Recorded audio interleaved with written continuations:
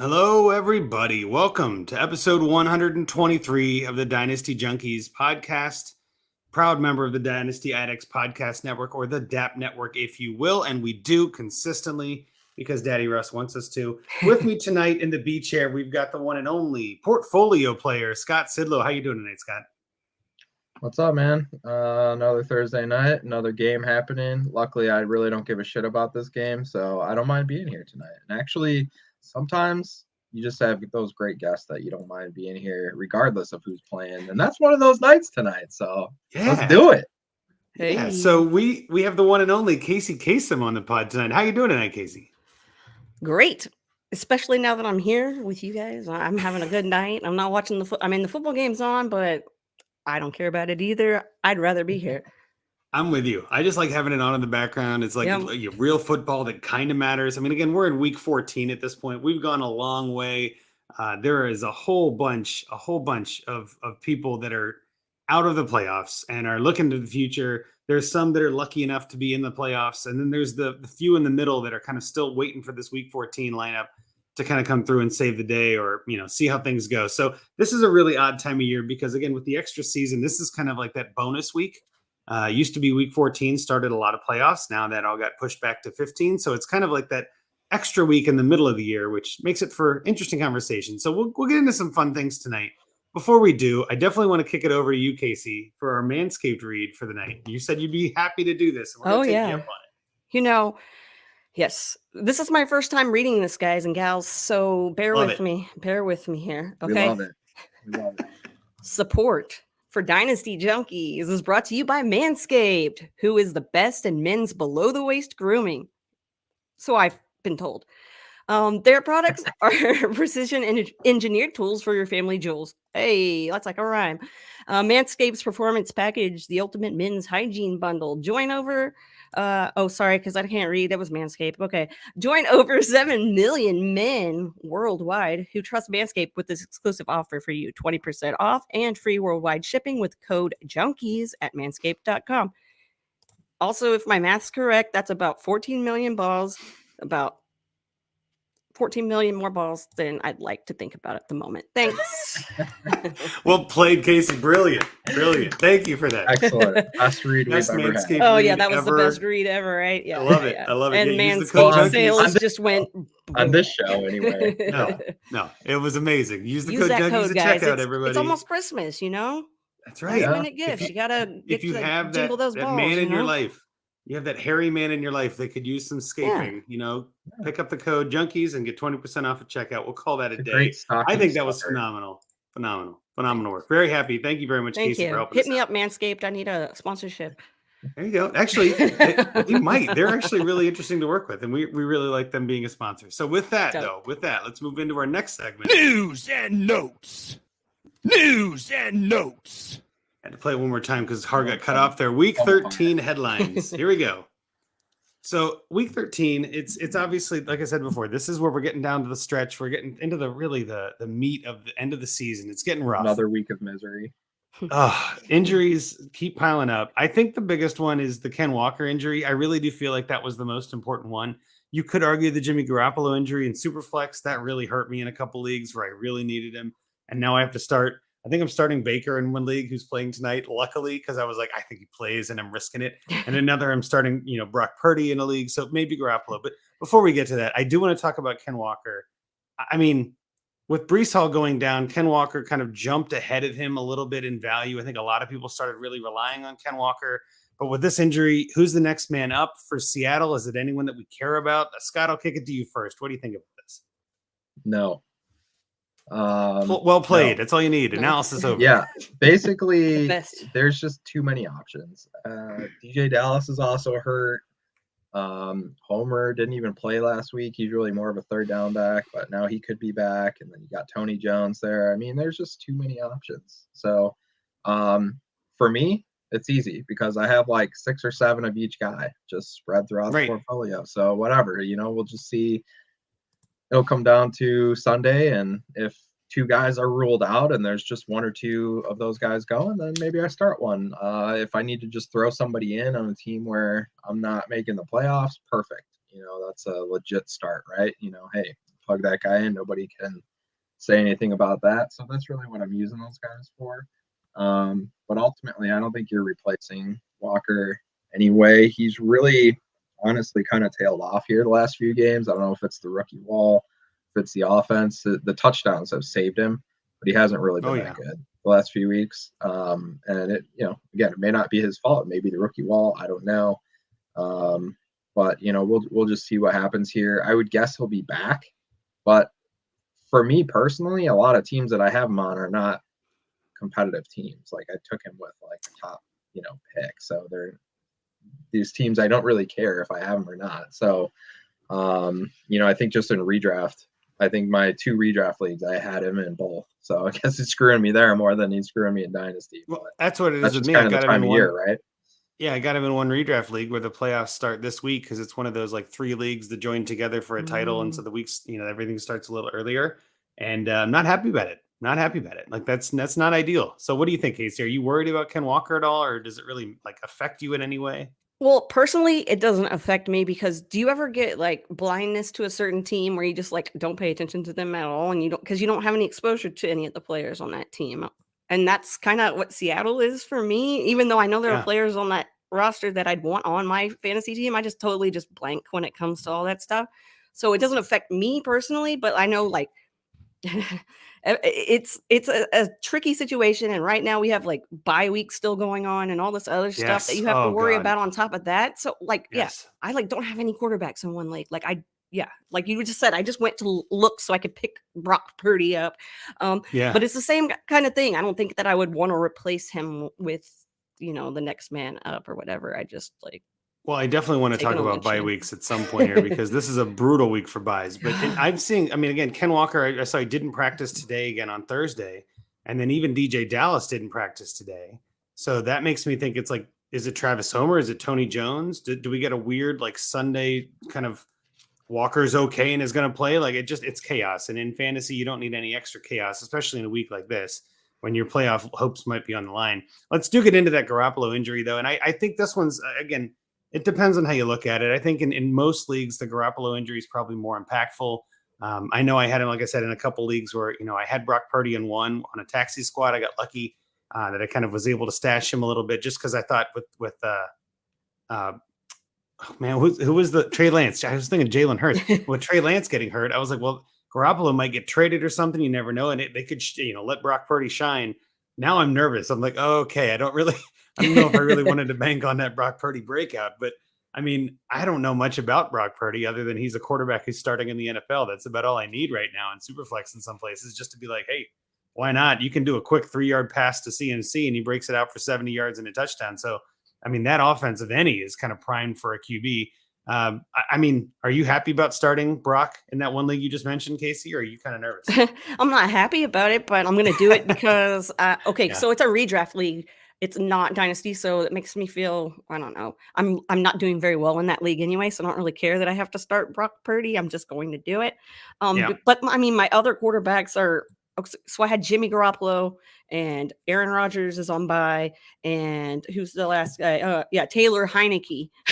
So that's where you're getting, what you're getting. So Brock Purdy, sure, why not? If you're gonna have to like toss a Dawson Knox, if you're gonna have to toss like just somebody in there, you might as well take Mr. Irrelevant and hope for the best. I don't know. I do that sometimes. I just you gotta hope for that like you said that McCaffrey takes it, you gotta hope for something like that to happen. Well, so again, we can use this to pivot even into buys because in my HQ3 league where I think I'm 8-5, I'm like right on the edge. I think I'm going to make the playoffs. I feel pretty confident, but my QB room is pretty brutal. Heading into this week, it was Jimmy Garoppolo and Russell Wilson were my starters. That's not ideal. Like that is not great. And then I had PJ Walker, Nathan Peterman, Davis Mills, Jordan Love, Teddy Bridgewater. Like I'm just trying to like find luck somewhere. The fact that you're in it is incredible. Right? Yeah. Well, it's my receivers that have carried me. Like, but here's the pivot. That's my running backs. Team. My running backs, you're gonna love this. My running backs. Jonathan Taylor, Alvin Kamara, Aaron Jones, Antonio Gibson, all on a bye. Yeah, all of those running backs are on a bye. So I'm starting Jerick McKinnon and Dontrell Hilliard with Brock Purdy and Russell Wilson. Like If I win this week, I am buying a lottery ticket because that is ridiculous. You know what I mean? Like that's just where we are. It's just where we are with buys and injuries and late in the season. Like I'm that gif of like Sheldon Cooper throwing up all the papers. Like I give up. You know what I mean? Like I'm done. Let's see what happens. Pretty brutal. I mean, I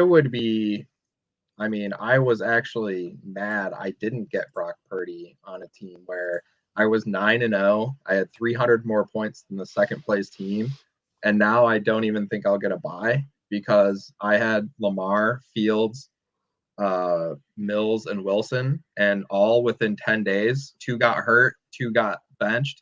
And then, of course, Fields is on bye now, and Lamar's hurt.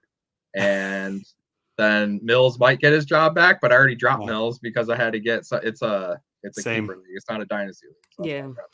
I dropped Mills in one league too. I was like, damn. I wish I had Purdy, like that's where I'm at right now. So that's week 14 in a nutshell, right? But I had lots of Brock Purdy on rosters already because if anyone had listened to Kyle Shanahan talk about this dude at all throughout the season, he liked him. So I was like, I'm definitely gonna stash him because he's the next man up if anything happens. And like people are, they're gonna claim Baker, they signed Josh Johnson. Like, okay, cool, like whatever. But Purdy's been there the whole time.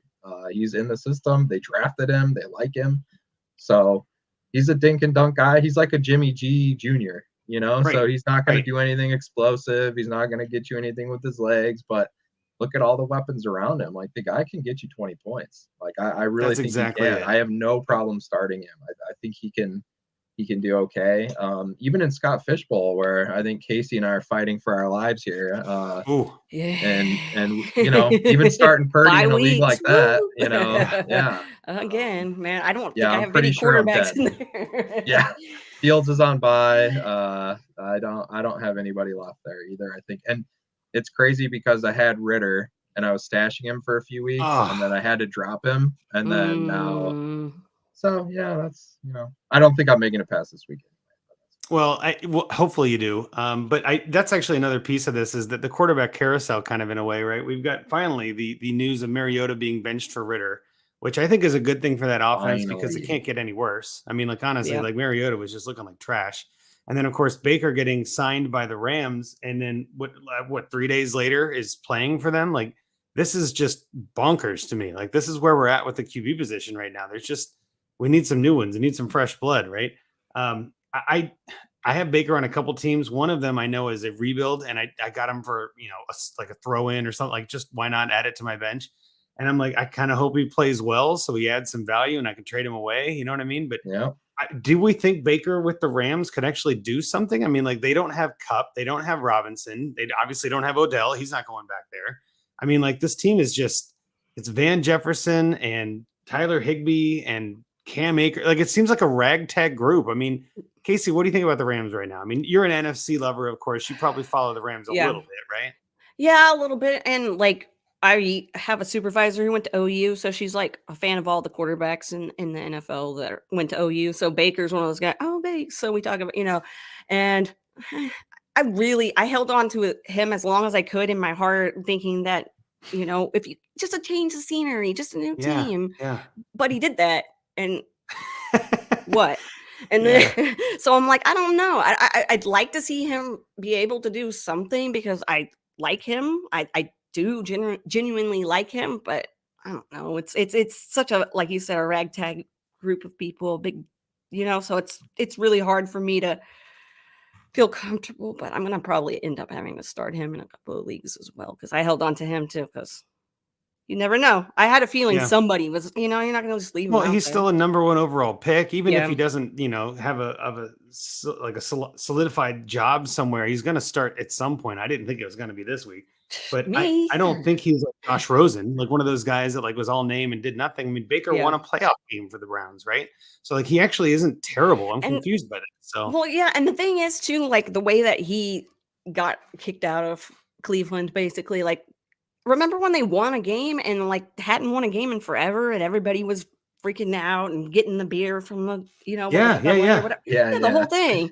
And then all of a sudden everybody hates wasn't that long ago. That was like 2 or 3 years ago, probably, but like Thursday Night Football, I believe, wasn't it? Yeah, that was like a crazy Tyrod moment. Taylor, I think, was the quarterback at the time, and they benched him for Baker, and he ended up winning. And it was like, yeah, it was everybody was going nuts. He was that team's QB for the future, and like then he gets shipped off to Carolina. He gets cut from Carolina, which is not a good thing. No, but that team is so bad. Like maybe, like you said, maybe this is a good thing. I guess. Where are you at with Baker, Scott? Overall, do you have him on any of your rosters? Yeah, I mean, I've got a few hanging around, but I wasn't that big on him coming out.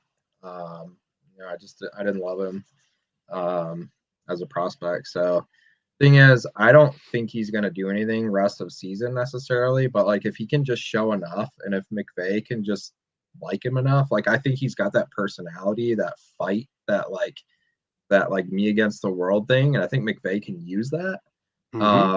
And I think, Stafford, like, let's be honest, the dude is just a badass. He's so tough. He's literally been like, I mean, all these years in Detroit, that I watched him just get annihilated and just like, he has been injured for his whole career. And like, would you be shocked if he just called it a day? And just especially where the Rams are right now with their situation, I mean, they're in big trouble. They need to. They don't have any picks out there, right? Yeah, like that's the whole thing. Picks. They don't have any cap space. They don't have anything. So they're going to have to. But they got a Super Bowl. That's right. But they got a Super Bowl. That's right. So now do you say, okay, let's kind of reload and we can use Baker here for next year and he can kind of bridge us to the future, I kind of like that. Be kind of a project. Like I would not be shocked if he's there next year. I didn't even really think about that. I don't know why I didn't think he could be there. Well, he really could. He really could. I got a couple things. I'm repping Detroit tonight. If you're watching live on YouTube, feel free on the DAP Network channel. But my wife is a Detroit fan. We went to the Bears Lions game, watched the Lions win by a single point, which was an interesting game. Thank God. We need that pick, baby. Right. I actually had a lot of Bears fans that were happy about that too, which was confusing. And then I was like, oh wait, no, I get it. You don't want to win right now. But it was a fun game too. Really fun. It was a lot of fun. But back to your point on Stafford. I mean, you make a great point there too. I mean, this team is kind of like some of my dynasty teams where I sell all my picks to go all in. And then the next year I might win the title. Let's say that happens exactly like this. I won the title. I'm looking good. And then the next year I'm like, all I got is vets that are injured. Now I'm looking for something at the bottom of the barrel to start over. And it's a 3-year rebuild, right? I mean, there are definitely times, and I've had a couple dynasty teams that are in that 2-year rebuild, right? Where that's kind of what the Rams are looking like if they don't do anything here. And maybe you're right. Maybe Baker's the guy. Maybe he's the one that turns that around. I don't know. I don't think Stafford retires. I do think he's still got some fight in him. I don't think he's going to give up like that.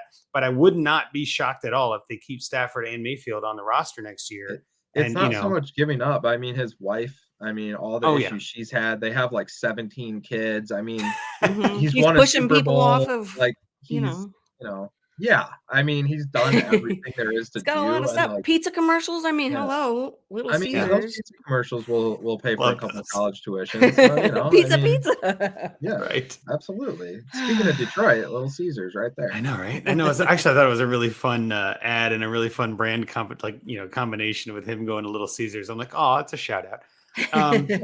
So I guess on all of this, I mean, we're talking about some news and headlines and things like that. Quarterback's kind of dominating the landscape this week. Are there any other running backs or receivers that we want to talk about? Anybody got any interesting news? I know there was some talk about Zach Ertz having an ACL tear that was kind of new information, like that wasn't quite revealed until recently. So that puts him on a longer timeline to come back. I still think he'll be fine for the beginning of next year, but honestly, who knows? That's another player that could just decide to hang it up. I don't think that's going to happen. I do think he sticks around. I do think Zach Ertz comes back, but they've got Trey McBride in the wings. Maybe this is the time to see if McBride actually can do something for that team. I don't know. I mean, there's some question marks there, but anyone else, I guess, that you can think of, Scott, that you want to bring up? Yeah, I want to bring up a guy that I have like no shares of, but I just made like a last minute trade deadline, like dump my old guys to like look towards next year deal. And I got him back as part of it. And that's J.K. Dobbins. And there you go. I don't like him. I don't like where he played college. I didn't like him as a prospect. I don't want to root for him. And my full plan is to trade him before he ever plays a game on my team. But I'm kind of curious. I feel like I got a little bit of a value to get him. And so what'd you pay? Like, well, it's kind of a big trade. So I'd have to pull it up. There's a lot of pieces. Well, we're just curious. You said you got a good value. I was just wondering. I felt, I felt like overall the trade was a good value. So I would have to. Well, sometimes that's the reason enough, right? Is just to be like, I can't say no to this. I'm like, just getting younger. Guy, I'm not going to make the playoffs. Like my team's been Mm-hmm. in contention forever, and I'm just trying to get like to the next. Oh, I have it right here actually. So trade deadline. He really needed a quarterback, and so I had Daniel Jones, who I just figured whatever, and I traded Daniel. Where can I find it here? Okay, I lost it. Hold on, I thought I had it here. Oh man, you lost it. I lost it. Okay. Okay, I got it. Okay, it is this stupid sleeper on my computer. You know, I can't pull it up fast. Okay, all right, I got it. Tricky. It is. I traded Daniel Jones, Leonard Fournette, Mike Evans, and Foster Moreau for Matt Corral, J.K. Dobbins, Daniel Bellinger, and a 23 first. Ooh. So essentially, I don't really care about Corral. We're going to a tight end premium next year. So just give me a young tight end and Bellinger that I like. Basically think of it as like maybe Evans for the first and like Fournette for Dobbins. Yeah, it's I don't kind mind of the way that you could break that down maybe. So, or even Daniel Jones for Dobbins maybe. So I feel like I'm totally fine with that. But guys I don't have on my team, I don't know as much about. So I just don't have many shares of him, and I haven't really followed him. I don't know much about him, but I don't know what your guys' thoughts are, your outlook is for him for the future. On Dobbins? Think he comes back? Yeah. Think he comes back this year? Does he play? Does he gain value in the offseason? Do you think he still has a future as a guy? Because I remember not long ago on Trade Addicts, Russ was talking about trading 2 firsts for him. And I was like, whoa, 2 firsts. I would sell him so fast, If I had any, I'd be selling them, So I feel like I would love to get 2 firsts for Dobbins right now. What do you think, Kacey? I'll let you go first. Well, the running back landscape is so crazy right now, especially with less and less bell cows and not knowing who's going to be the starter year in and year out. Like, I don't know if I can see somebody wanting him and you being able to get, before he even plays, before he even touches the field. Like that is, to me, that's what I'd want to do in that situation as well. I would want to try to find somebody that I know either is kind of high on him or has players that get injured a lot or something like that. Even, he gets injured, but you know what I mean? Like you're trying to find somebody. So. Yeah. And so try to find somebody that's looking for a player like that. And maybe is looking for somebody that can give them that high upside. And, there's always people value players so differently. So you're always going to be able to find somebody to work with you.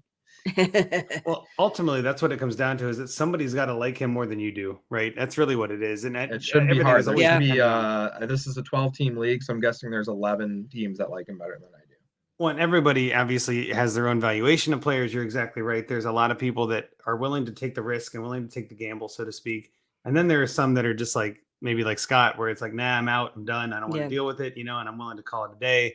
I think Dobbins comes back, but ultimately, I do think we will know at the NFL draft if that's going to happen or not. Because if the Ravens draft someone else, sayonara Dobbins, you're out, right? If they don't, then they're leaning on Dobbins because I don't think Gus is the answer. I don't think Drake is the answer. Like obviously, Dobbins would be their best back. So it just we'll see in April. It could be a gamble to say let's hold him through the draft and see if he's. Yep. I also think, though, you're on the right page there, though, Scott. Yeah. Find someone who still likes him, who has upside, who is optimistic about him, that is willing to give you a first and a second or something, right? I mean, that's going to be harder and harder to do as we get closer to the draft.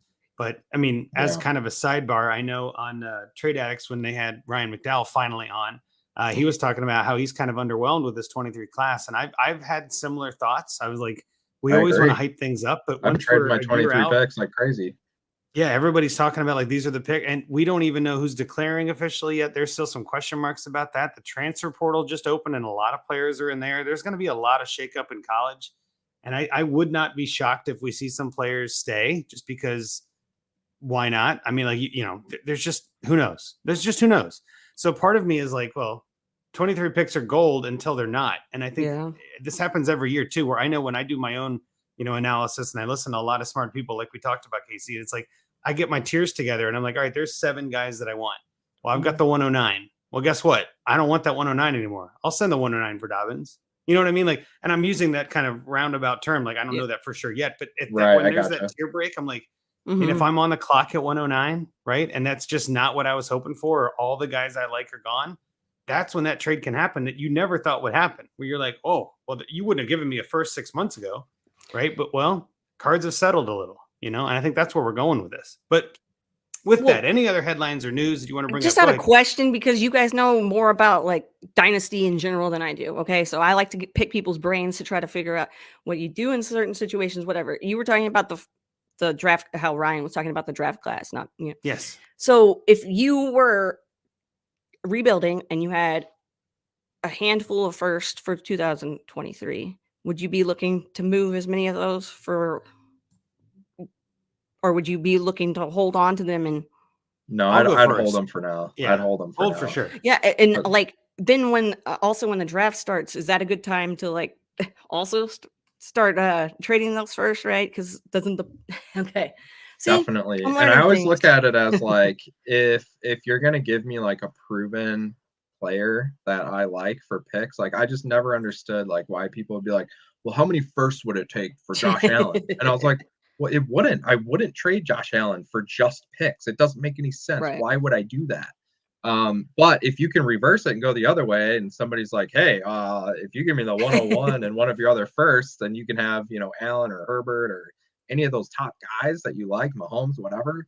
Absolutely. Absolutely. You can have some rookie we have no clue what's going to happen with, and I'll take the proven guy for sure. So yeah, I definitely agree with that. But at this point, right now where we are, I would hang on to him because the value is only going to go up. Those picks, they can't get hurt, right? So they're not gonna score you any points. They're not gonna make a worse pick for you, and they can't get hurt, so they can't lose value. And so, yeah, that's going to be a good thing to look forward to. And then, I always look to trade when I'm on the clock, no matter what. Like I'm rarely just like I'm not that team that runs up to the podium and turns in my card as soon as I'm on the clock, right? Like I'm gonna wait it out a little bit. I'm gonna take my time. I'm gonna see if I get some offers. Like I'm gonna see what happens, because if somebody really wants that pick, there's a really good chance I can get a proven veteran for essentially a lottery ticket. And I don't care how slam dunk everybody says like Bijan Robinson is, but like behind him after that, this class there's lots of cool, fun players for sure, but like the quarterbacks, I don't know. I don't know. Bryce Young, he's really small. CJ Stroud he did not look good in that Michigan game. He did not look good. He's got some time to turn his value around. I don't know why, but like those are supposed to be like the top 3 picks right there. And I don't know about 2 and 3 of them. So that's probably not good, right? We got time. Yeah, so I agree with Ryan. We got time. We'll see. Well, so I'm willing to trade them now for a championship for sure. Oh, for sure. No, and that's actually where I was going to even go with part of this answer. Is that mine would be obviously hold the picks if you have them. I don't think you're selling picks unless you're getting a stud that's performing right now to help you win. Like if you're, if Garoppolo was your QB and you need a QB, maybe you could send a first for I don't know. I would say Fields, but I think he's probably more than that now. I think there's a couple quarterbacks you might be able to get for that first, but even then, like, there's no reason to move a first right now. I would rather wait and see how the draft settles a little bit. Also, and Scott hit on this, the picks only get better. They only go up in value. So I don't think there's any reason to sell now because you're literally losing out on value between now and the draft. That being said too, though, I mean, there is still some hype on the 23 class. So if you can sell a pick for high and sell high on that pick, go for it. Like for instance, if you can get Fields for a single first and someone in your league is rebuilding and they don't trust Fields or they don't like the Bears or whatever, I mean, you know what I mean? But if they're willing to just give it away for one first, go for it. Right. That's kind of where I always say, like, every rule is meant to be broken. Right. There's no hard and fast way to play this. Believe me, I'm like breaking rules left and right. And I'm like, I don't know. Okay. Something else too, in a similar topic, and we can get into Barrel's question. Actually, let's do that. So he's talking about, he moved Khalil Herbert and Dameon Pierce and a 24 second for Derrick Henry and a 24 third. What are your thoughts on this one, Scott? I'll let you go first. Yeah, I just did the same. It's very similar. I gave up a first and a second. for Henry as well in a league where I'm contending. So yeah, I mean that's basically the same value. I'd say Herbert's probably worth a second, Pierce is probably worth a first, whatever. You can fudge that whichever way you want. So, yeah, that's the right value for sure, and I'm definitely willing to do that. I think that's a great move, and he can definitely put you over the top. He's one of those guys. If he just has a couple of huge games, he can basically win it for you. So absolutely. Yeah, we still like Henry, right? That's pretty much where I'm at. Like Pierce had a flash in the pan where Pierce was worth, 2 firsts, 3 firsts. Like everybody was going nuts, and I cashed out. I know I probably one of my favorite series of trades where I traded away Dameon Pierce for Najee Harris and then traded Najee Harris for CeeDee Lamb and other pieces. Like that was the weirdest series of trades to go from Dameon Pierce to CeeDee Lamb. I'm ecstatic about That's that. Cool. But I like it. I know, right? Amazing. That was, there are a couple of little pieces, but those are the big chunks. Yeah. And I'm just like, that'll never happen again. That was amazing. But the Casey, red paper clip to a house, right? That's right. That's right. What do you think about this trade, Casey? I like it too. Win now, like, yeah, for sure. I mean, hello. Adding Henry to your roster, hello. I mean, that's only a boost. So you want to win, you got to go big. You got to get your guy, and you got to make sure that it's Derrick Henry. So there you go. Well, and Henry is still Henry. You know what I mean? Yeah. Like this isn't. And it was funny because a while back I was like, I mean, I can remember a few years back when people were like, well, if it's not PPR, blah, blah, blah, blah, blah, Henry's bound up. Yeah. And now it's like, and I say people because I was also those people, so. Oh, so it's okay then. You're one of them. Okay. I'm one of them. Awesome. Well, yeah, I think that's a good trade. I like that one, Beryl. So with that, let's get into our main topic of the night. And we're talking about this before we started recording. Every podcast you're listening to is pretty much the same version of things. We've done the news, we've done talking about strategy. We always like talking about strategy, and we'll always talk about strategy. But the topic for tonight that we want to kind of at least maybe hit on a little bit is converting from redraft to dynasty. And I want to keep it generic like that because there's 2 thoughts here that I wanted to convert and talk about converting. There's converting yourself from redraft to dynasty and kind of making that leap. And again, plugging the Get Real with Kacey Kasem podcast. I'm actually going to be on that on an upcoming episode. We recorded it this week. It was a lot of fun. But in that conversation, of course, we talk about that journey. And it's like, well, that's actually something I think we need to bring up a little more in the dynasty world is like, how do we bring in more people to this fun game that we like? So there's the converting myself and like, how do I convert players? But then there's the question of like, how do I convert my redraft league to a dynasty league? And so I kind of want to talk about both of these aspects while we're here. And I think, again, I don't hear anyone else really talking about this. I know there's a ton of dynasty podcasts that all try to do the same kind of thing. We're trying to zig when others are zagging. So we're going to do a little different since, again, week 14 is kind of a bonus week. There's really a lot of topics, but no topics at the same time. So I'll kind of jump it off here first. And I know when I converted from redraft to dynasty, it was more of I was the most active redraft player in my league. I was the guy sending trade offers every day, every week, and everybody was getting fed up with it. And I was like, man, if only I could do this after the season. If only I could do this in March. If only I could do this in June, That was my favorite thing in fantasy football was trading. So for me, it was an easy leap. Finding the leagues is a little tricky. I actually just had a guy who's in my home dynasty league who we were texting just before the show, actually. And he was like, well, I kind of like having one that I can focus on because, trades take a while and finding out like picks and everything else. There are extra pieces to trades a lot more in dynasty. And it matters a lot more, right? If you mess it up, it affects your team for potentially years, right? So I totally get the logic. But the thing I was kind of saying to him was, well, joining your first is the hardest. The second one is like, well, now I'm just utilizing those same skills and the same data points and the same tactics and everything else. It's not really doubling your work. It's like going from 1 to 1.5. And then 3 is like from 1.5 to 1.75. You know what I mean? Like every one you add on, and I'm sure, Scott, you can testify to this with 40 leagues, the management of it becomes, I don't know, easier, but also harder. Like it's more physical stuff, but the thought process is a lot easier. Is that kind of where you are with this? Yeah, pretty much. I mean, it just comes down to you got to look at who in the league is going to be interested in doing that. I essentially took a 20-year redraft league and turned it into dynasty. And year 1, we had like 0 trades because people were like, you think it would be opposite, right? Because you'd be like, oh, everybody's so excited. These are all the active people, right? But then everybody was like, I have no idea what I'm doing. I don't know if this is a good trade. Well, I'm not going to make a trade because I don't know if it's like, okay. So it didn't really go well year 1. But what happened was we started weeding some players out. I bought a trade calculator subscription for the league, and I said, here you go. Like, let's plug in trades. Let's talk about it. Like, let's let's do this together. Let's all learn. It's a home league. We know each other. Let's have some fun with it.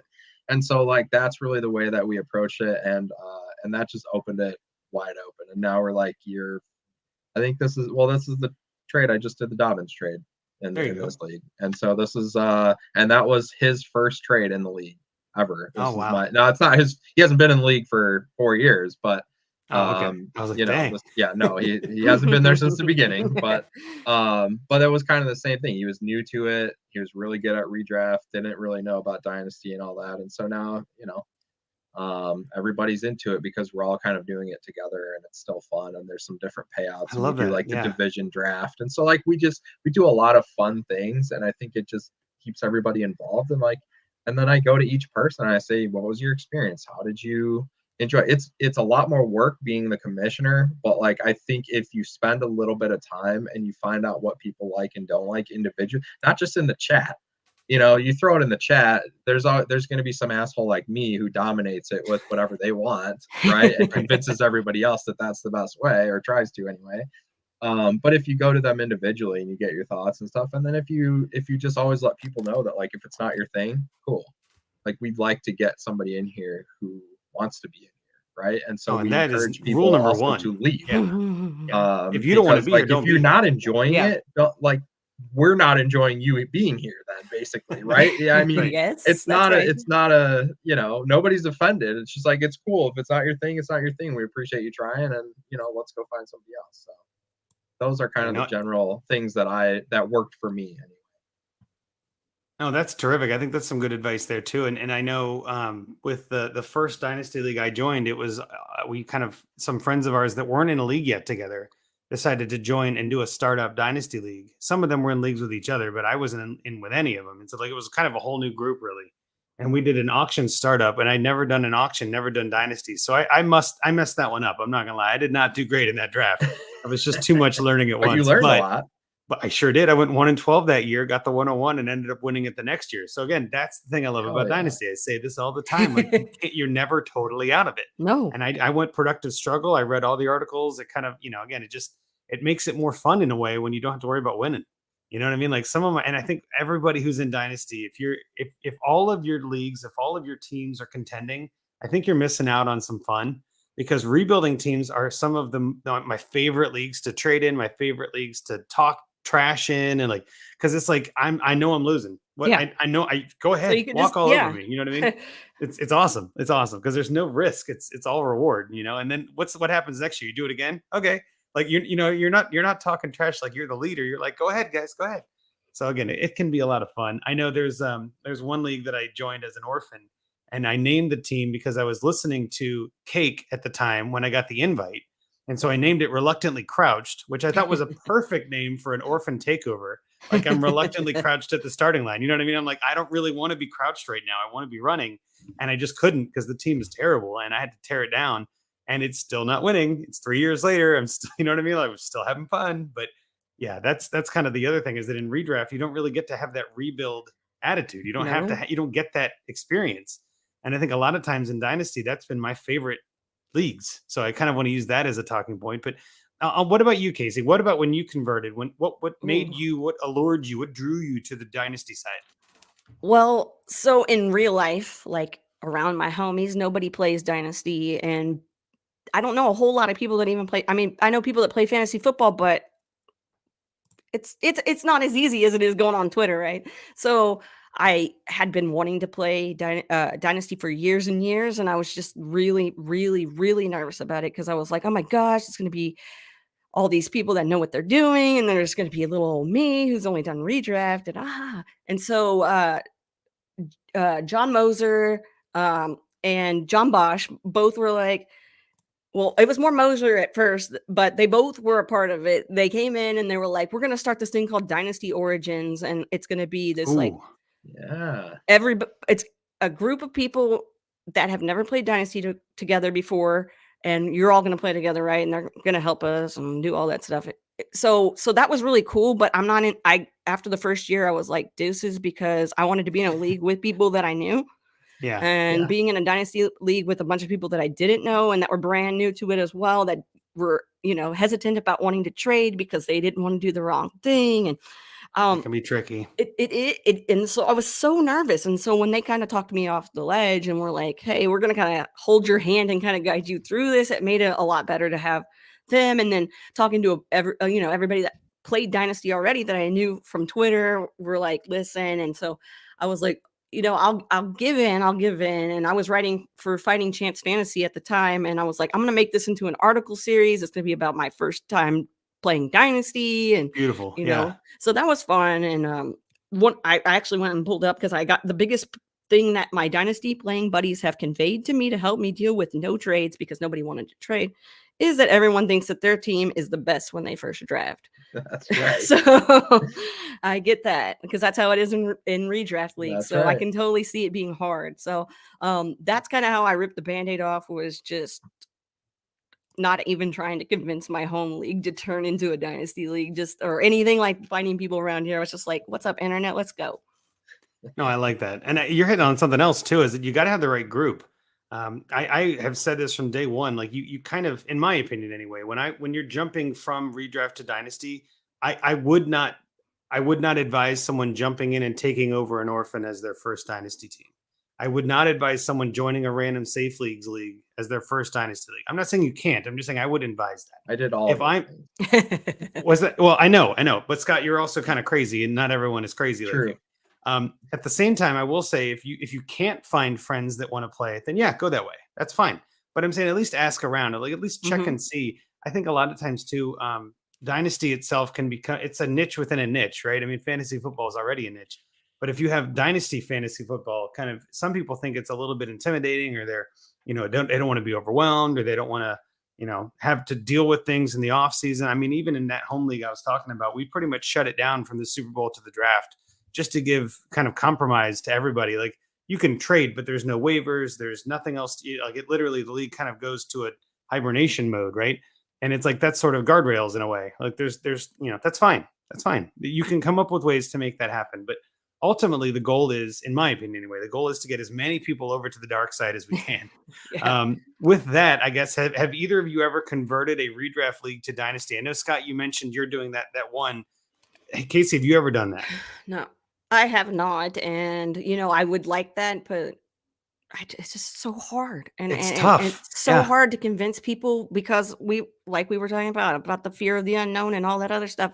And I'm sure if I talk to the right people, but I've been talking to the wrong people, I guess. Oh, it's not even that you're talking to the wrong people. You just got to talk to different people. Yeah. I think you're kind of in an interesting boat there, getting in with John Bosch early on. Like that's just, that's the Black Diamond course on the snow hill. You know what I mean? Like John Bosch. I got in one of his leagues like the second year or third year I was playing Dynasty, and I was like, deuces after that first year. I was like, because you have to learn that not every league's going to be a fit for you, and you can't feel I know it's hard to tell somebody like, I don't want to be in the league anymore, or it's just not working out. I don't have the time or whatever. I know it sucks, but once you find your right fits, you're going to want to stick with those. You're not going to want to, so I love John to death, but sometimes things just, I don't have time for all that. I was gonna say, of all the people though, Bosch understands that more than anyone. Yeah, that's right. And that's what he said. He told me like a million times, like, don't even worry about it. Now, when he was on our show, we obviously had a couple different heated discussions at times, but I think the one thing I always love about John is he's very honest. Yes. He's very himself. He is not hiding anything. He's not holding back. Like he's like, if you don't like the league, great. We'll find someone that does. Right. Doesn't care. Like, and especially as someone who commissions such niche leagues within this niche format, within niche fantasy, you know what I mean? Like, he is doing some things at the edges that I've never seen before. So for him to even be like, yeah, I get it. It's not for everyone. You know what I mean? Like the brainchild who created the eliminators and the scoring there, which is just the craziest thing I've ever seen. That's John Bosch, right? Like he's amazing. I love that guy. That being said, I guess I haven't had any luck really converting my home redraft league. Every year at the draft, I bring it up because they know that I'm in Dynasty. They know that I have a podcast and all this. But I'm always like, why aren't we doing Dynasty? It's a one keeper league. I'm like, why don't we add a couple more keepers? Like, let's do 3 keepers. Let's turn it into Dynasty over the course of a couple years. And that's kind of, again, Beryl, who's listening along tonight. Appreciate you joining us here. He says the same kind of thing. Like I was in one that baby stepped into it. 3-player keeper, then 2 years later flip to full dynasty. I think that's probably the easiest way to convert normies to this crazy hobby that we have. Because I think if you start adding a couple more keepers, then it becomes like, well, what's the difference between 3 and 5 keepers? Like, okay, that's a little like just give me a little more. And then by then you're addicted and you realize, why don't we just keep the whole team? Oh yeah, that seems easier. Like it's just a simpler launch, right? Yeah. But anyway, anything else you guys want to bring up on this? I know it's kind of a nebulous topic, but I think there's a lot of different threads we can unravel if we wanted to. I think it's one of my favorite things is to introduce people to Dynasty and just watch as it takes over their lives, and then their wives hate and me. They're like, what? And Didn't yeah, know. but it is absolutely crazy that like there was this guy that my wife used to work with, and he's a funny guy, right? He's always making comments on Facebook and stuff, and he posted something about fantasy football, and like so to this day I've still never met him in real life, okay? But I've interacted with him for 8 years or whatever, and I was like, dude, I don't know why you're doing stupid things like that. You should play real, like Dynasty, right? And so then he like messages me, and I get him in a league, and now he's in like 12 leagues. He was a teacher. I don't know if he still has a job. He's just a total degenerate now. He's just like so deep into it, like it's crazy, and it's actually really funny. But it's fun when you can do that with people, especially I have a couple of close friends that have gotten really into it, and that's really fun because like nobody really gets that, like Kacey was saying, like for so many years, like in my personal life, it was like people were like, you play fantasy football, like it was like, it wasn't like a thing. Looked but down upon now it's like, oh yeah, that's so awesome, and everybody wants to talk about it, right? So it's fun.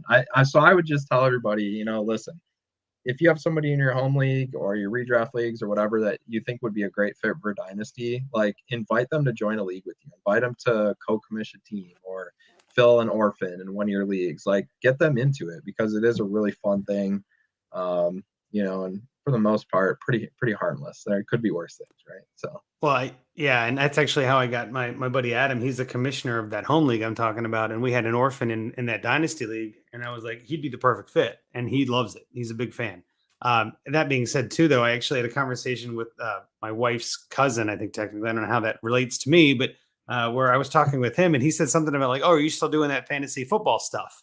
And I was like, yeah, I'm still doing that fantasy football stuff. Like, you know what I mean? Like and all this. And then he was like, yeah, I think your wife told me that you were on the radio. I'm like, yeah, I was on Sirius XM one night. He goes, wait, but for fantasy stuff? Like that doesn't make it like he just couldn't wrap his head around it. And I was like, well, to be honest with you, like I write a lot of, Dynasty stuff. And he's like, what's Dynasty?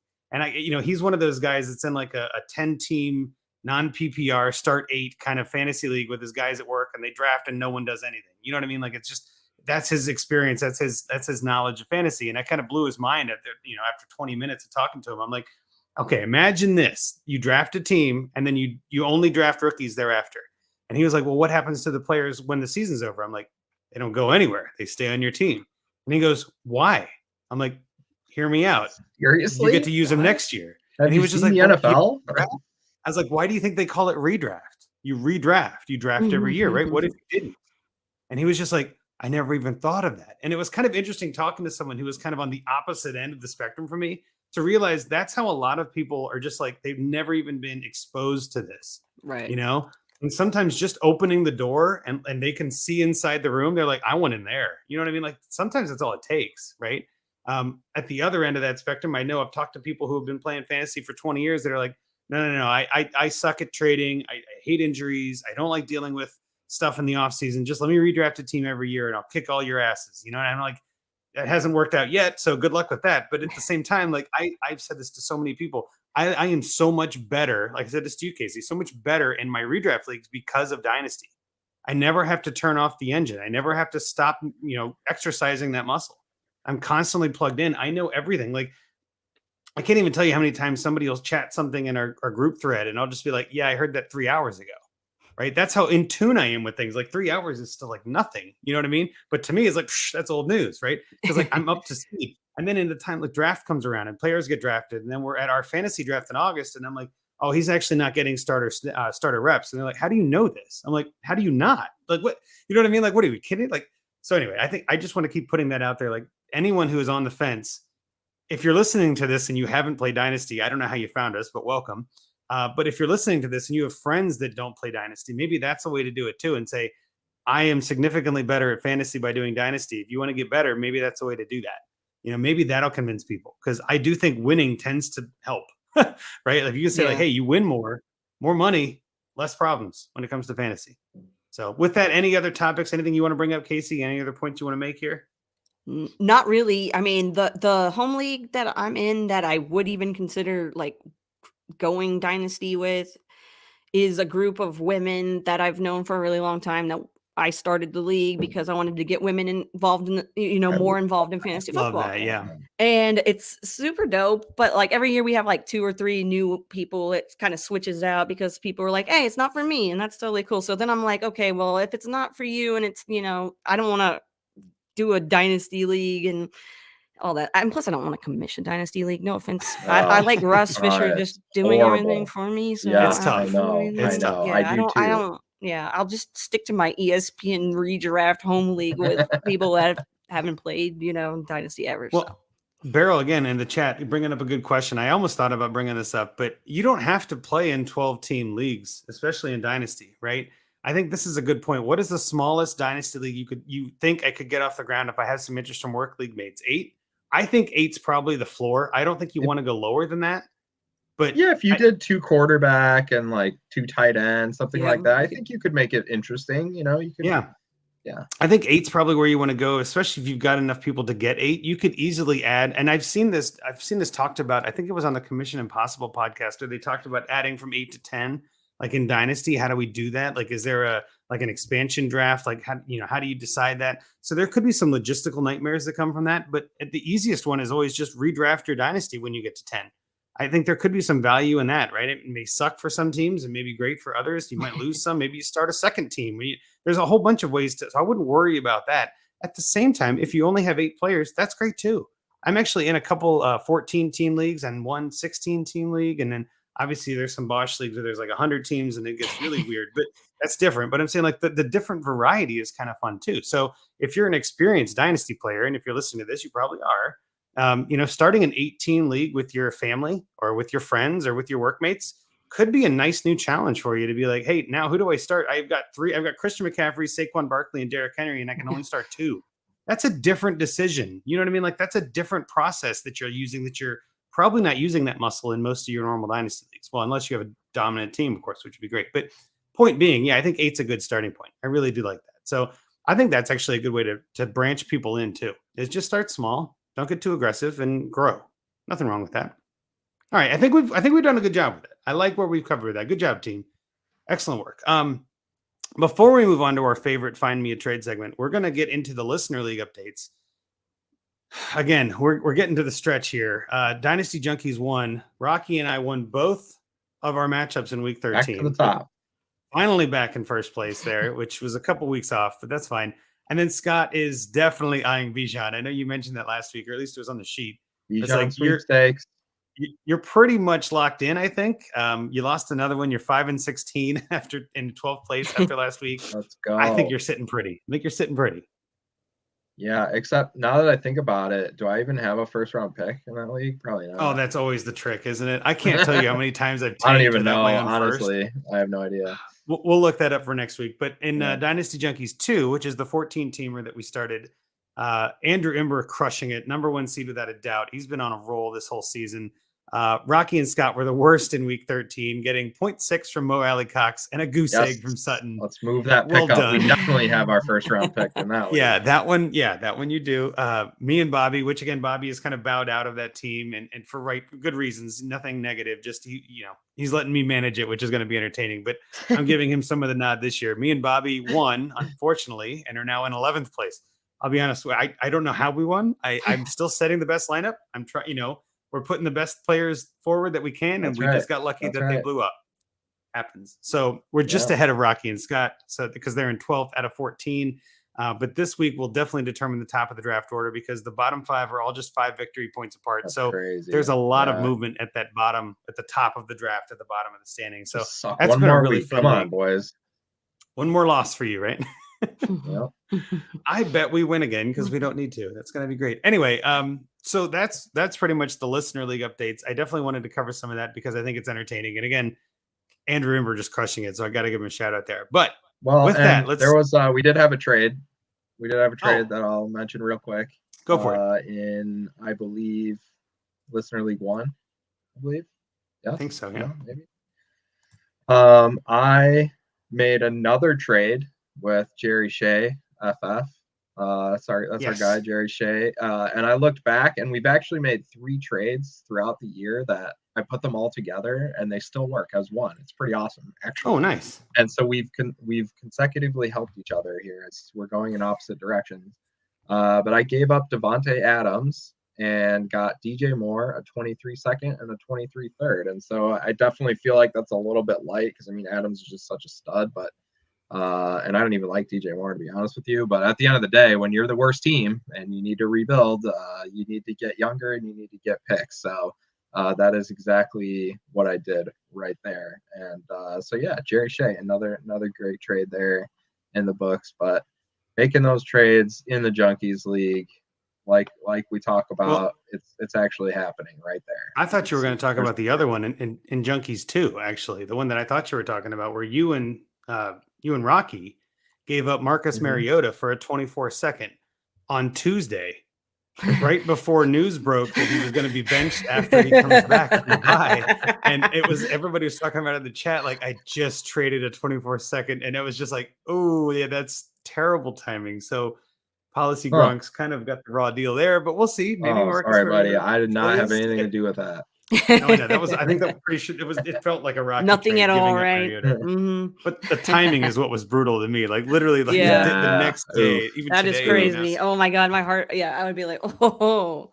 It's just unfortunate. So cool. that was not great. But it happens. It happens. You know that's fantasy for you. You got to ride that wave. Yeah. That so we feel for you on that one, Gronks. And I think I've seen some other people mention that too. I know for instance, I traded away Geno Smith and Rondale Moore, and I got back, and this is in week 10, but I traded away Geno Smith and Rondale Moore, and I got back Davis Mills and Clyde Edwards-Helaire. And again, looking back, that trade is terrible. Like, what was I doing there? I just wanted Geno off my team. I one thought got the benched floor was and going one to went to IR. Exactly. So I was just like, well, that was a terrific loss of nothing. Like, what the... Well, if you're trying to get a better pick, then you did it. I mean, I don't have my own first in that league, so it doesn't matter. But still, we'll see what happens. I don't know. I don't know. Anyway, with that, again, appreciate everybody playing in those leagues with us. It's always a good time. And now we're going to have a fun playoff run. We're going to see what happens there. But with that, our final segment of the night. Find me a trade. Find me a trade.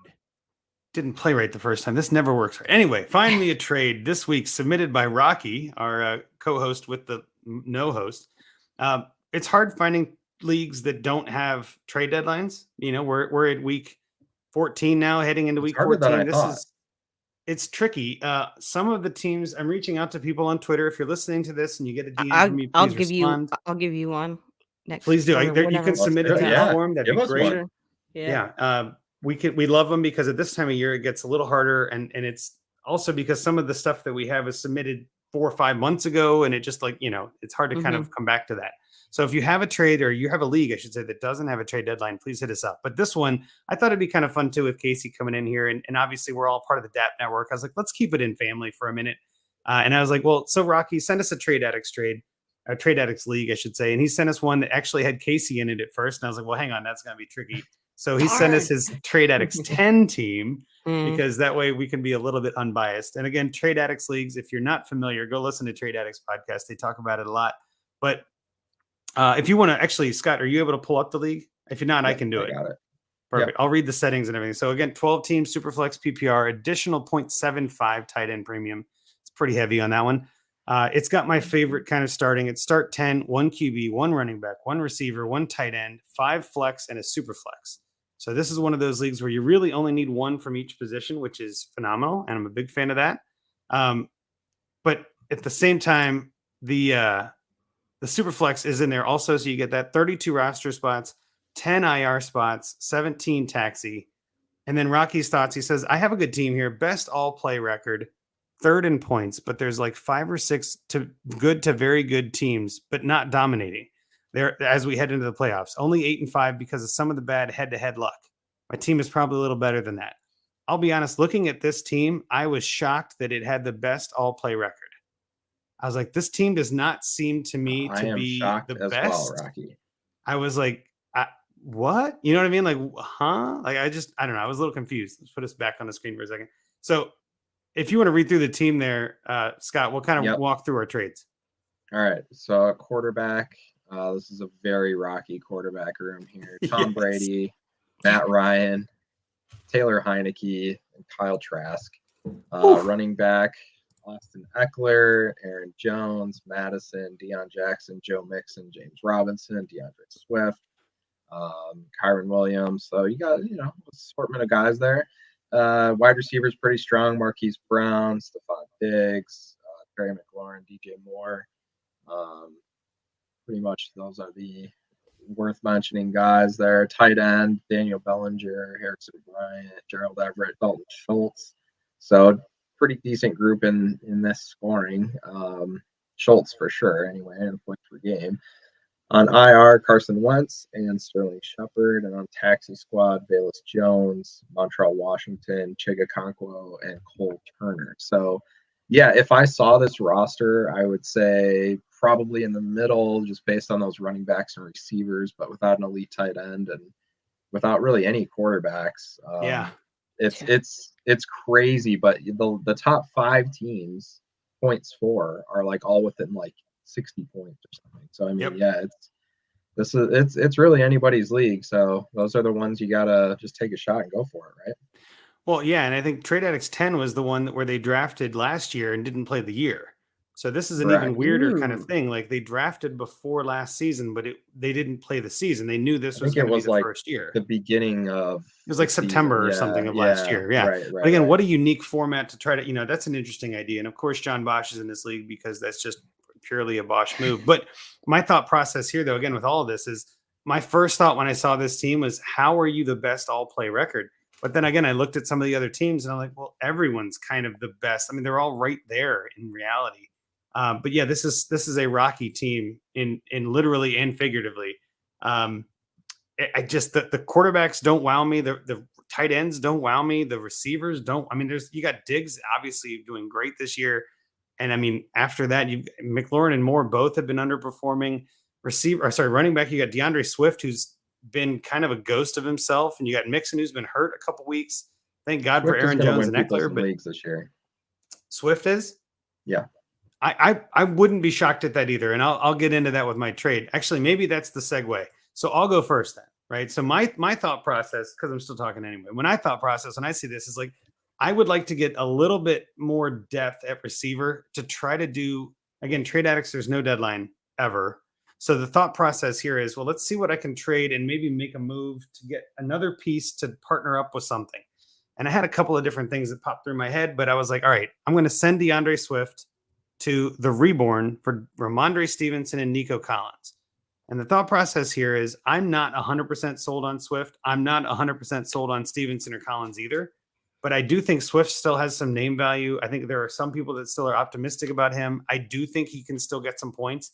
But it's pretty clear to me anyway that Jamal Williams is their goal line guy. And anytime you get within the 5 or 10 yard line, they're going to give it to Williams over Swift, which means Swift has to break a long run to get it. He can definitely do that. He's got the talent. He catches passes.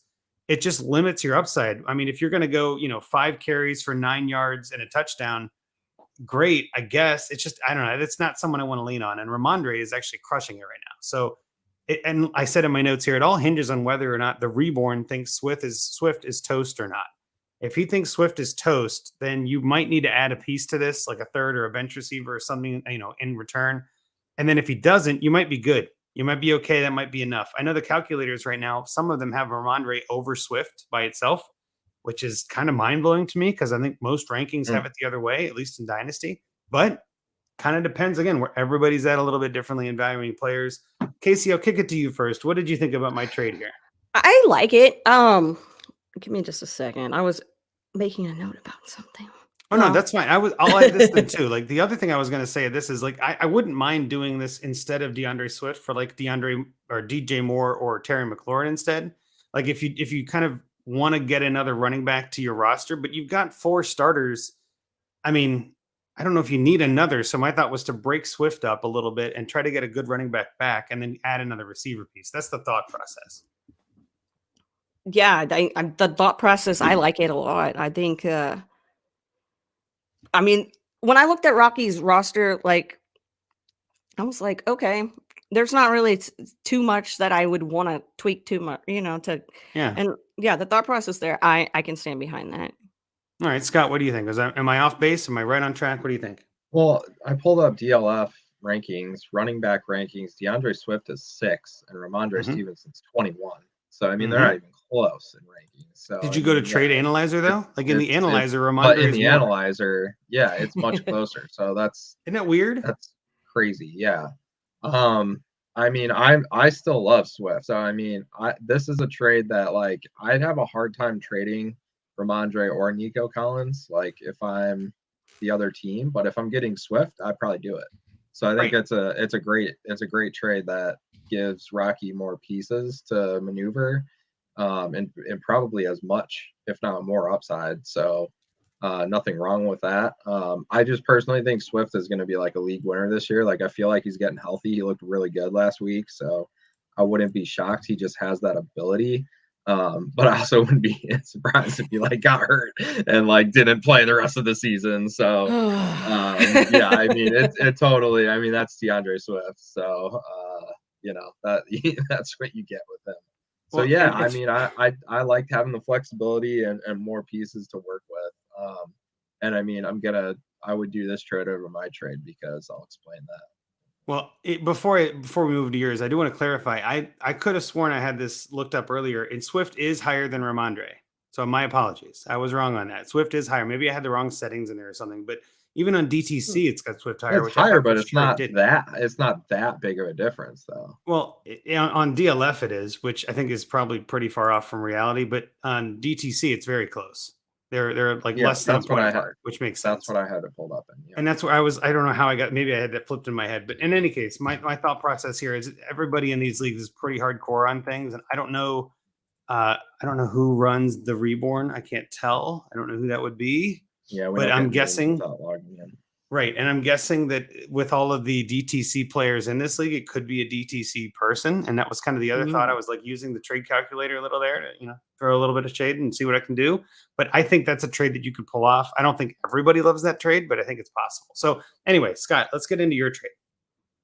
So my trade is basically like a Baker Mayfield pass. Like I just locked in on a receiver.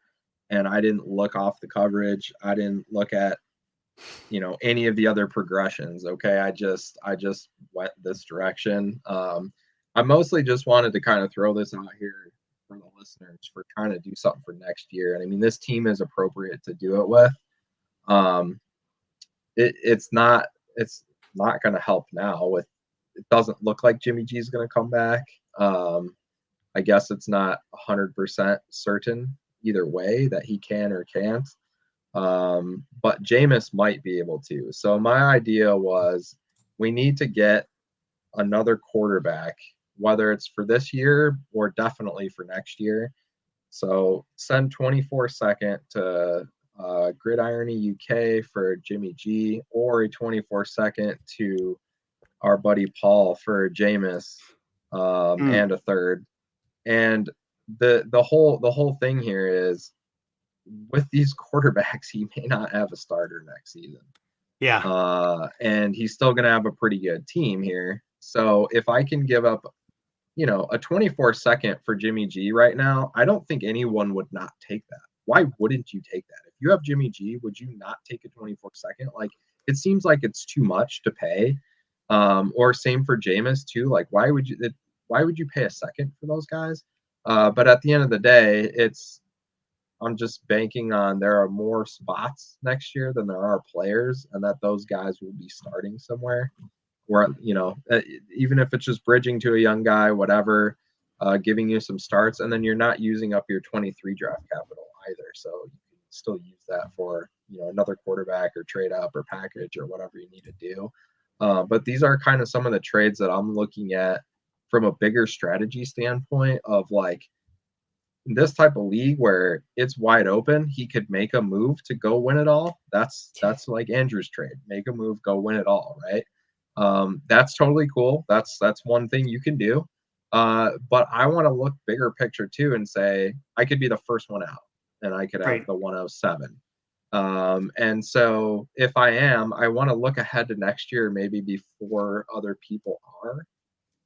Or maybe people just think, well, these guys probably aren't going to be starters next year. So let me, if Jimmy G starts 14 games next year and you paid a 24 second, you're going to be pretty happy about that. Well, and just to kind of put what you said in a different way, I mean, you could do both of these trades, right? You could do the trade with Swift to move all in and do that. That's why I love this as a secondary path at the same time, parallel to the other one.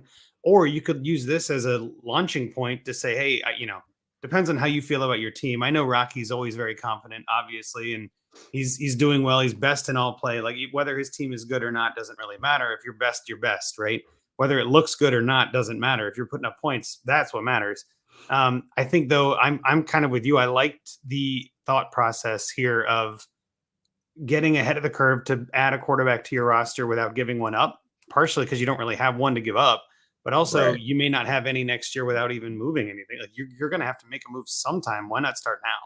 So I thought that was a smart move. Casey, what are your thoughts on this trade?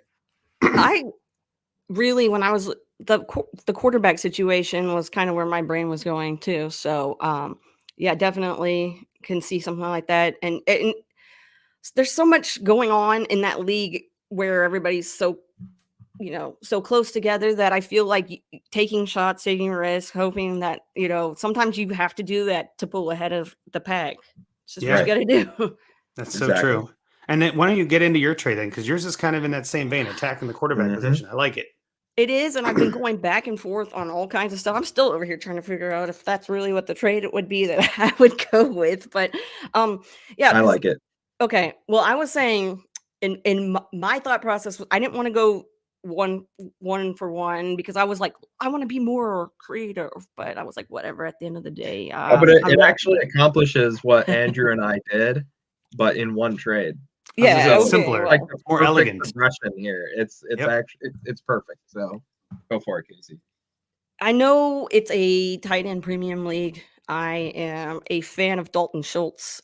He's the best tight end that he has on his roster. I'm not going to lie about that and say. And I would trade. I don't know if I really would trade. I would be talking back and forth with the guy that has Geno Smith. So that's old Brad Lewis. Okay. I would be talking back and forth with him, kind of gauging how he feels about that. But I know he has Geno Smith on his trade bait. So that's always a plus. Smart. So go check that. I was thinking about, he's, Rocky's got a bunch of good running backs, but picking up maybe one of their backups would be helpful, like Perrine or because he's got Eckler, he's got I don't have the list. What does he have? He's got Eckler, Aaron Jones, Swift, Aaron Jones, and so like Perrine or Spiller or Dillon, something like that. Trying to go, but I looked and every player or all those players belong to the top 3 guys up there, and I just didn't want to even make my brain try to make something like that work. I didn't want to. I don't know if you guys do this, but I always think about what the other person's going to say and just like make up my.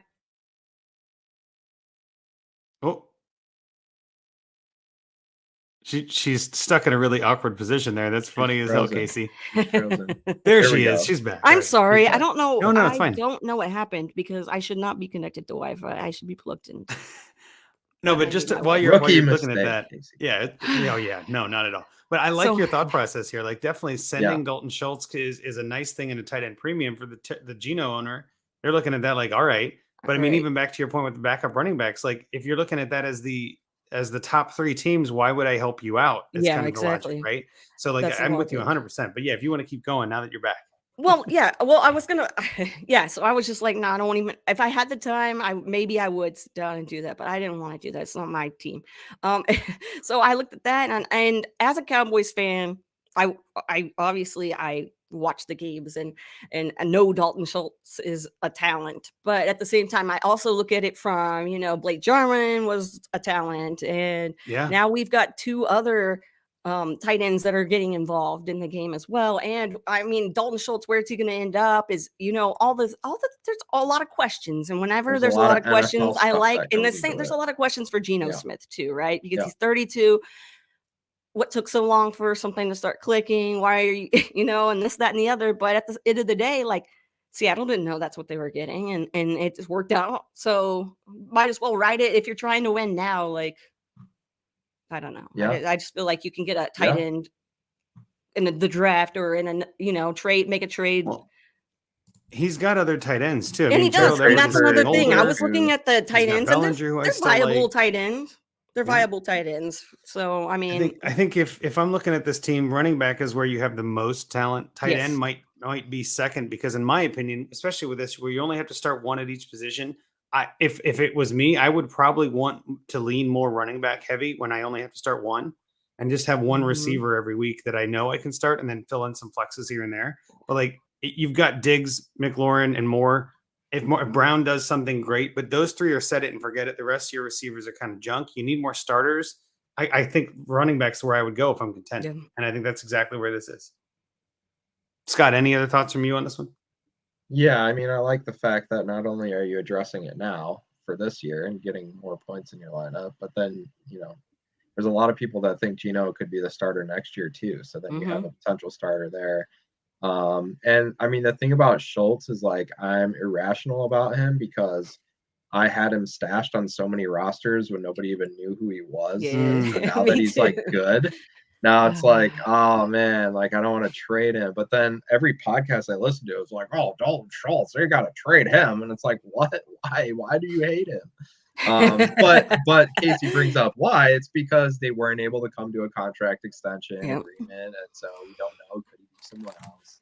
And all those questions come into play, right? And so that's where last week, that's one of the things that we talked about was, people not understanding, like, the other factors that create variables for fantasy, right? So contracts and playing time and systems and all these different things that happen outside of the game that have an effect on these players. And that's where Dalton Schultz has the kind of off the field variables. So I think it makes a perfectly good trade that makes sense for both sides. And I mean, I think if I had Geno and I was that team, I would trade him for Dalton. Yeah. So like it makes sense, right? I like it from both ends there. Yeah, and I think like what you said too, Scott, like it kind of does what both of us are trying to do, only simpler. Like it's like, yeah, there you go. Like, so well done, Kacey, on that one. I just wanted to say one other thing on this. I know Rocky will not take any of our advice because he thinks he's better than us, but he's probably not editing this. He's just going to upload it, so we won't hear this anyway. But with that, let's kind of let's take a breather. Go ahead, Kacey. Well, I was also going to bring up that when I was looking at everything, I just wanted to make a reminder for everyone to make sure you check your IR violations. That's all I'm going to say. I'm not going to call people out, but I'm just saying when I was looking at everybody's rosters. I love it. All right. IR violations are a thing. Yes. They are. I have them too, I'm sure, but... Then does Russ not have turned on the lineup lock if there's a violation? Because I'm pretty sure he does. I think he does because I think I tried to do something. Yeah, well, I would think so. Not allow it. So anyway, I'm sure he'll see when he sets whoever sets his lineup. He's like, oh. Well, so the violation is not a new violation though. It's for Marquez Stevenson. So I'm thinking maybe was Marquez just cut recently from the IR? Like that's the only thing I can think of. Is there a change there? Because that would be interesting. Doesn't really matter. In any case, sorry guys, check your I didn't IRs. It's always mean to be a idea. snitch. Okay, I'm willing to call it out. It's not a big deal. I'm sure Russ is aware. With that though, let's wind down. Let's look at this and just say real quick. I mean, I want to really thank you for coming on, Kacey. I know I was just on your podcast. It was an awesome time. I'm really glad you could return the favor and come on this one too. I do love your voice in this space. I think that we need more people with differing ideas, and we love having people on that can kind of bring a new experience, new exposure, new kind of thoughts and ideas and strategies and all that. So really glad you could make some time for us tonight. Anything you want to plug other than the obvious podcast that we've plugged a couple times? Go again if you'd like. Anything else you got going on? Yeah. First and foremost, thanks both of you for allowing me to come on and talk fantasy football, because I haven't done this in forever. I haven't been on a podcast other than mine in forever, So like, thank you. I'm a little rusty, and I appreciate you guys bearing with me. But yes, no one would know. No one would know. No. Y'all can, like Andrew said, he is going to be on my podcast. It's called Get Real with Kacey Kasem. You can find it wherever you listen to podcasts. And it's basically it goes behind the scenes of the fantasy football industry to kind of give you a look at people's lives and how they got started in the industry, and tips and tricks too for people that are just starting out, or for people that want to refine what they're doing. I mean, I've learned so much from doing it, and so go check that out. And you can follow me on Twitter at the Kacey Kasem. So that's what's up. I appreciate that. And I love your podcast because it's one that they're evergreen episodes, right? Yeah. Like I like binging it. It's one of those things that when I kind of get in a rut with the normal, 9 to 5 Dynasty podcasts and everybody talking about injuries and all, sometimes it's like, let me take a breather and just go listen to like 3 episodes from last year of Kacey Kasem's podcast. Cause it's so fun to hear the stories. Everybody has their own way in this. And I love that you do that. And I love that you give some of us anyway a chance to kind of verbalize where we came from, because it's always fun talking about that and remembering it too. So I'm glad we could get you to talk fantasy for a change, though. That's always a good time. And again, hugs to your awesome, amazing partner, Sarah. She was awesome at the expo. I'm glad we got to see her. But again, you're welcome back anytime, Kacey. Anytime you want to talk fantasy, I'm sure we can find room for you. Yay. Okay, I'm going to hold you to that then. No doubt. Awesome. Not a problem. All right, well, follow us at the Dynasty Junkies, at Dynasty Junkies on Twitter. Follow the Dynasty Addicts Podcast Network, the DAP Network, at DAP_network on Twitter. Follow us on YouTube. You can catch us going live like this. You can follow me at Andrew Hall FF. You can follow Scott at Scott_Sidlow. Rocky doesn't get his handle because he's not on tonight. That's the rule. Make sure that you submit your teams. I know, Kacey, you mentioned it before, but we're still looking for no trade deadline teams.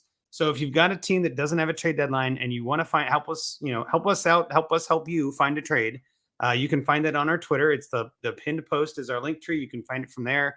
We'll retweet it out again this week, but we're always looking for more submissions on that. Prefer my fantasy league, but we're trying with sleepers, but we might have to ask you for your password and stuff. So keep those DMs open. But with that, I'm going to kick it over to you, Scott, to take us out of here. Yep. Thanks as always to the homies in the chat for stopping in. We appreciate everybody who listens and has made this show so awesome. Looking forward to wrapping up the listener league. And again, get those FMAT submissions in. Let's finish the year strong. Let's get a bunch of them here before, we get into a totally different mode. And thanks again to our sponsor, Manscaped, and our awesome read tonight from Kacey.